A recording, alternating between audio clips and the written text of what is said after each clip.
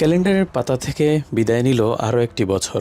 2025কে বিদায় জানিয়ে 2026 সালকে বরণ করে নিল বিশ্ববাসী। নানা আয়োজনে নতুন বছরকে বরণ করল যুক্তরাজ্য।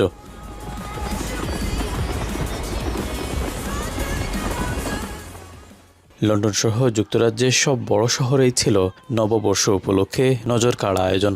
বর্ষবরণের এই আয়োজনে সামিল হন প্রবাসী বাংলাদেশিরাও। এই ঐতিহাসিক মুহূর্ত 2026-এর প্রথম লগ্ন উদযাপন করার জন্য খুবই উপভোগ্য একটি দিন, কারণ হচ্ছে এত বড় সেলিব্রেশন, এই সেলিব্রেশনে অংশ নিতে পেরেছি, নিজেকে ধন্য মনে হচ্ছে।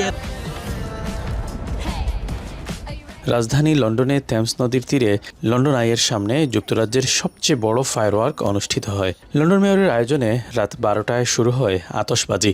এই প্রদর্শনীতে প্রায় 12,000-এর বেশি ফায়ারওয়ার্ক ব্যবহার হয়। 2026 is going to be a big year. Hopefully the world comes together. Peace. Free Palestine, we wish the best, we wish peace and prosperity to free Palestine. It's very amazing. I hope everyone around the world, Bangladesh, everyone comes together. 2026, we all want peace around the world. I guess to be able to see, to be having everyone to see all the fireworks without paying it.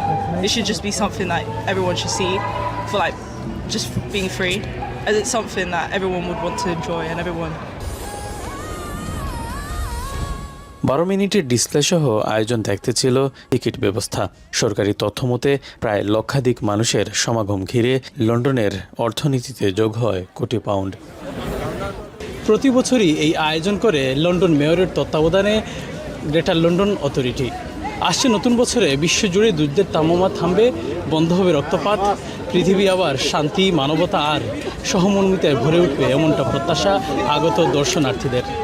Shariful Islam Chowdhury, এখন London.